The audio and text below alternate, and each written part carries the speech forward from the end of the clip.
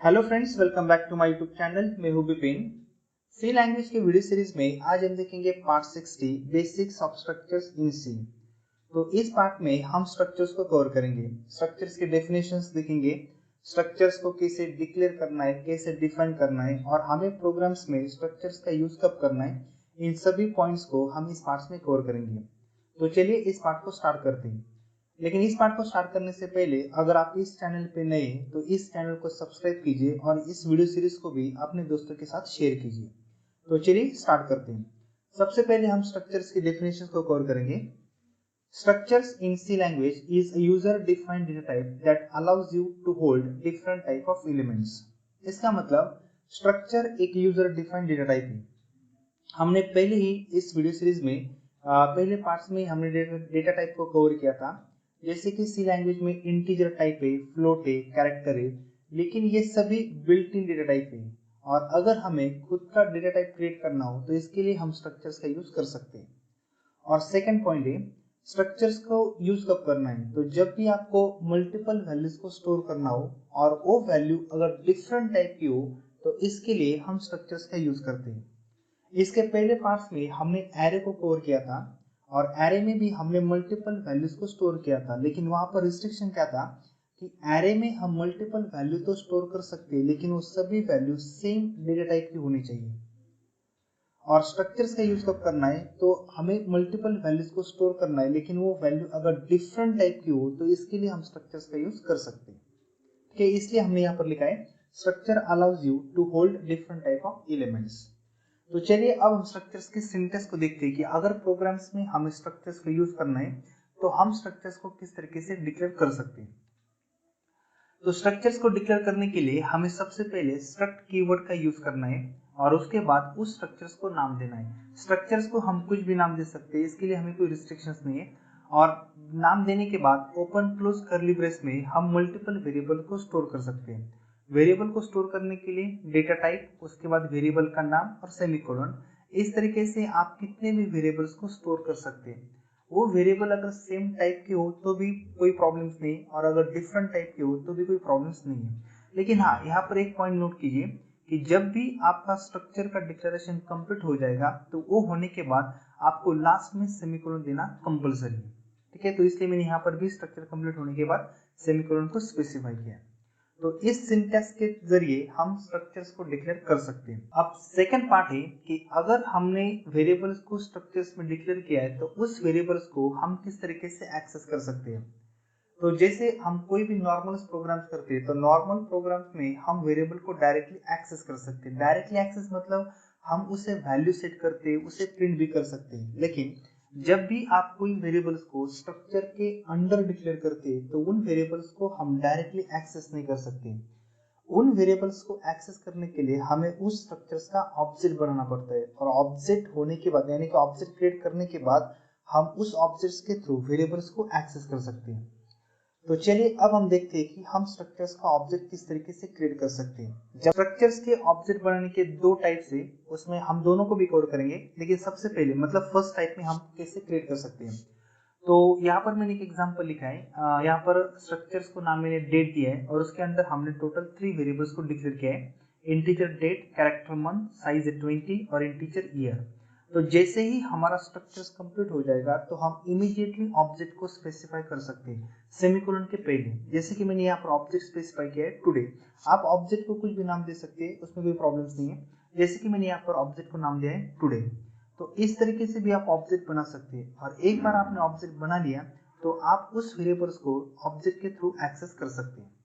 तो ये था वे फर्स्ट और वे सेकंड, यानी कि हम और एक जरिए स्ट्रक्चर्स का ऑब्जेक्ट बना सकते हैं स्ट्रक्ट कीवर्ड के थ्रू। तो अब यहाँ पर देखिए, हमने पहले स्ट्रक्चर्स को टोटली डिक्लेयर किया, कंप्लीट किया और सेमीकोलन के बाद हमने स्ट्रक्चर्स का ऑब्जेक्ट बनाया। अगर आप ऑब्जेक्ट सेमीकोलन के पहले बनाते हैं तो आपको सिर्फ ऑब्जेक्ट का नाम देना होता है, लेकिन अगर आप स्ट्रक्चर का ऑब्जेक्ट सेमीकोलन के बाद बनाते तो आपको फिर से उस स्ट्रक्चर्स का नाम देना पड़ता है। तो जैसे कि मैंने यहाँ पर ऑब्जेक्ट सेमीकोलन के बाद स्पेसिफाई किया टुडे, तो यहाँ पर मैंने पहले पूरे स्ट्रक्चर्स का नाम स्पेसिफाई किया है स्ट्रक्ट डेट। इस तरीके से आप दोनों में से कौन सा भी टाइप यूज कर सकते हो, उसके लिए कोई प्रॉब्लम्स नहीं है। ठीक है, और अब सबसे लास्ट पॉइंट है कि एक बार आपने स्ट्रक्चर भी डिक्लेयर किया, ऑब्जेक्ट भी डिक्लेयर किया, तो अब आपको सिर्फ उस ऑब्जेक्ट के थ्रू उस स्ट्रक्चर्स के वेरिएबल को एक्सेस करना है। तो इसके लिए आप दो ऑपरेटर्स का यूज कर सकते हैं। तो सबसे पहले आप दोनों में डॉट ऑपरेटर भी यूज कर सकते हैं और सेकंड आप एरो ऑपरेटर भी यूज कर सकते हैं। इन दोनों ऑपरेटर के थ्रू आप ऑब्जेक्ट्स के जरिए स्ट्रक्चर्स के वेरिएबल को एक्सेस कर सकते हैं। इस पार्ट में हम सिर्फ डॉट को कवर करेंगे और आने वाले नेक्स्ट पार्ट्स में हम एरो ऑपरेटर्स को भी कवर करेंगे, क्योंकि एरो में हमें पॉइंटर्स का यूज करना है। तो चलिए, ये थे कुछ बेसिक्स पॉइंट, स्ट्रक्चर्स को कैसे डिक्लेयर करना है, उसका ऑब्जेक्ट कैसे बनाना है और ऑब्जेक्ट के थ्रू वेरिएबल को कैसे एक्सेस करना है।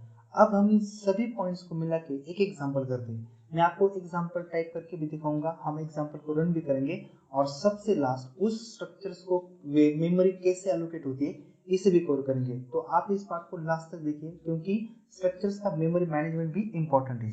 तो चलिए, मैं नोटपैड को ओपन कर लेता हूँ और वहां पर हम प्रोग्राम को टाइप करेंगे। तो मैंने नोटपैड को ओपन किया है और यहाँ पर मैंने पहले फाइल को सेव करके रखा है sample.c नाम से। तो चलिए, हम सबसे पहले हेडर फाइल ऐड करते हैं #include। ठीक है, सबसे पहली फाइल stdio.h, उसके बाद #include con.io.h, उसके बाद मेन फंक्शन void मेन में सबसे पहले स्क्रीन को क्लियर करने के लिए clr scr और लास्ट में आउटपुट की स्क्रीन को होल्ड करने के लिए getch। तो अब मैं पहले यहाँ पर एक स्ट्रक्चर्स को डिक्लेयर करता हूँ। तो स्ट्रक्चर कैसे डिक्लेयर करेंगे? हाँ, सबसे पहले हमें स्ट्रक्चर्स कैसे क्या डिक्लेयर करना है, तो हम क्या करेंगे, यहाँ पर एक सिंपल स्टूडेंट का एक स्ट्रक्चर क्रिएट करेंगे, यानी कि स्ट्रक्चर्स को नाम देंगे हम स्टूडेंट और उसमें रोल नंबर, नेम और मार्क्स को स्टोर करेंगे। ठीक है, तो चलिए, सबसे पहले स्ट्रक्चर डिक्लेयर करने के लिए स्ट्रक्ट कीवर्ड और मैं यहाँ पर स्ट्रक्चर्स को नाम देता हूँ student, open close curly brace, और यहाँ पर हमें क्या स्टोर करना है, सबसे पहले रोल नंबर। तो रोल नंबर इंटीजर टाइप का है, इसलिए इंट रोल नंबर। उसके बाद हमें स्टूडेंट का नेम स्टोर करना है, तो उसके लिए कैरेक्टर नेम और हम उसे साइज देंगे 10, यानी कि नेम वेरिएबल्स में हम 10 कैरेक्टर तक की वैल्यू को स्टोर कर सकते हैं। और सबसे लास्ट हमें इसमें मार्क्स को भी स्टोर करना है, तो मार्क्स फ्लोट में फ्लोट मार्क्स कंप्लीट। ठीक है, सेमीकोलन। और स्ट्रक्चर कंप्लीट होने के बाद भी आपको यहाँ पर सेमीकोलन कंपलसरी। तो ये हुआ हमारा स्ट्रक्चर। अब हमें क्या करना है, इस स्ट्रक्चर का ऑब्जेक्ट बनाना है। एक बार हमने इसका ऑब्जेक्ट बनाया तो उस ऑब्जेक्ट के थ्रू हम रोल नंबर, नेम और मार्क को एक्सेस कर सकते हैं।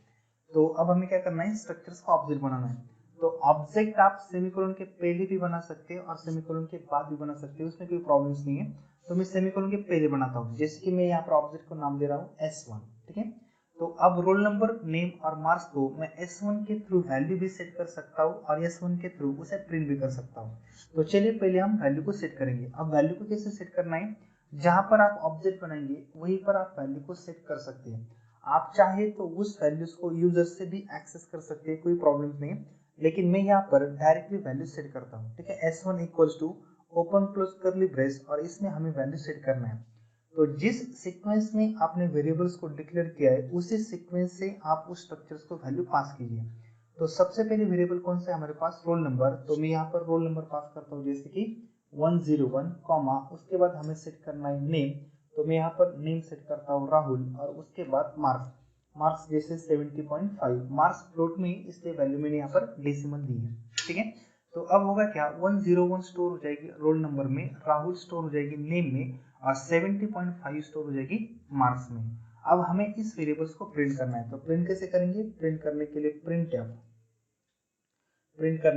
प्रिंटफ डबल कोट में यहाँ पर एक सिंपल मैसेज डालता हूँ, रोल नंबर इंटीजर है इसलिए %d कॉमा। अब इस रोल नंबर को एक्सेस कैसे करना है, ठीक है, हमें रोल नंबर को प्रिंट करना है। तो हम रोल नंबर को डायरेक्टली प्रिंट नहीं कर सकते, हमें उसे एक्सेस करने के लिए ऑब्जेक्ट की जरूरत होगी। तो मैं उस वेरिएबल को ऑब्जेक्ट्स के थ्रू एक्सेस करता हूँ। ऑब्जेक्ट का नाम S1, ऑपरेटर डॉट और वेरिएबल का नाम रोल नंबर। ठीक है, इस तरीके से। उसके बाद मैं यहाँ पर नेम को भी प्रिंट करता हूँ, डबल कोट, न्यू लाइन के लिए /n, उसके बाद नेम स्ट्रिंग है इसलिए %s कॉमा, ऑब्जेक्ट का नाम S1, वेरिएबल का नाम नेम। आपको जो भी वेरिएबल्स को प्रिंट करना है उस वेरिएबल को आपको ऑब्जेक्ट्स के थ्रू ही एक्सेस करना होगा। और लास्ट में printf डबल कोट /n, यहाँ पर भी एक मैसेज मार्क्स फ्लोट है इसलिए %f कॉमा, ऑब्जेक्ट का नाम S1 और वेरिएबल का नाम मार्क्स सेमीकोलन कंट्रोल। ठीक है, इस तरीके से आप प्रोग्राम्स में स्ट्रक्चर्स को भी डिक्लेयर कर सकते हैं और उसे प्रिंट भी कर सकते हैं। ठीक है, तो चलिए अब हम इस एग्जांपल को रन करते हैं और रन करने के बाद हम इसके मेमोरी मैनेजमेंट को भी कवर करेंगे। तो मैं यहाँ पर टर्बो सी को ओपन कर लेता हूँ। ठीक है, हम टर्बो सी में कोड को रन करेंगे, टर्बो C++। ठीक है, यहाँ पर स्टार्ट।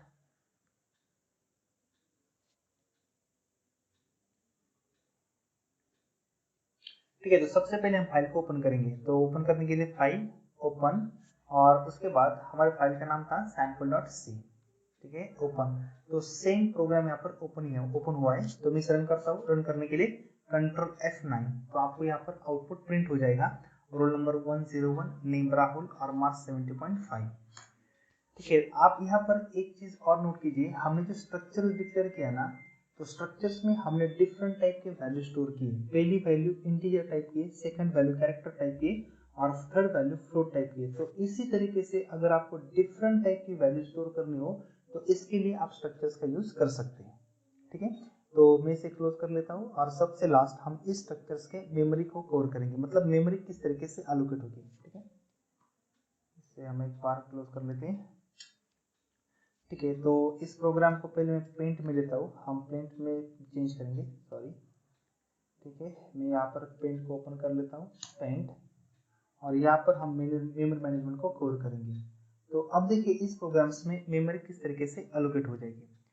तो हमने स्ट्रक्चर्स को नाम दिया था स्टूडेंट और उसमें हमने टोटल कितनी वेरिएबल्स को डिक्लेयर किया है, 3 वेरिएबल्स को। तो मैं यहाँ पर एक पॉइंट लिख देता हूँ, जैसे कि मेमोरी मैनेजमेंट, सॉरी एक मिनट। ठीक है, यहाँ पर मैं लिख देता हूँ मेमोरी मैनेजमेंट।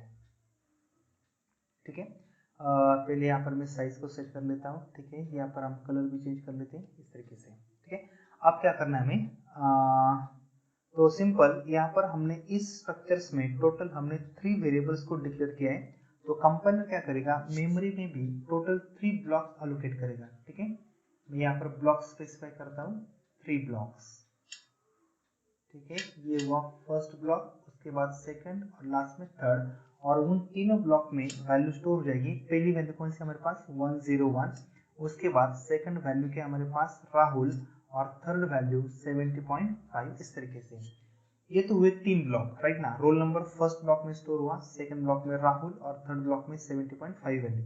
अब इन ब्लॉक का नाम क्या होगा, जैसे कि हमें पता है पहली वेरिएबल का नाम क्या है, रोल नंबर, सेकंड का नाम क्या है, नेम्स ले, और थर्ड का नाम क्या है, मार्क्स।